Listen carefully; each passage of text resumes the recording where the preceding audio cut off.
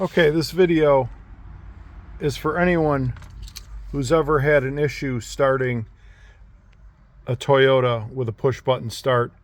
This is a 2015 Toyota Sienna, and the key is in the car but won't start, and you have to hold the key near it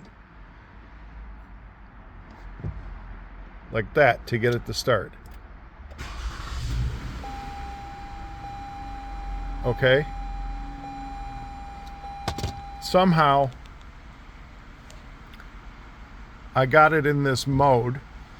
You got to go into the settings, apps, setup, scroll to the right, find vehicle, wait till that vehicle customization lights up. It should light up.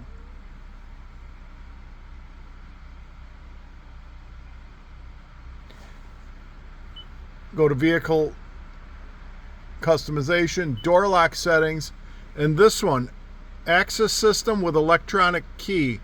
Somehow I pushed that button and now it's reactivated. That would disable your key. Took me a while to find that. I don't know how it got set like that. So now we'll go back, shut the car off. I have the key right here. Don't have to put it near it. And the car starts. I hope that helps somebody. It drove me nuts.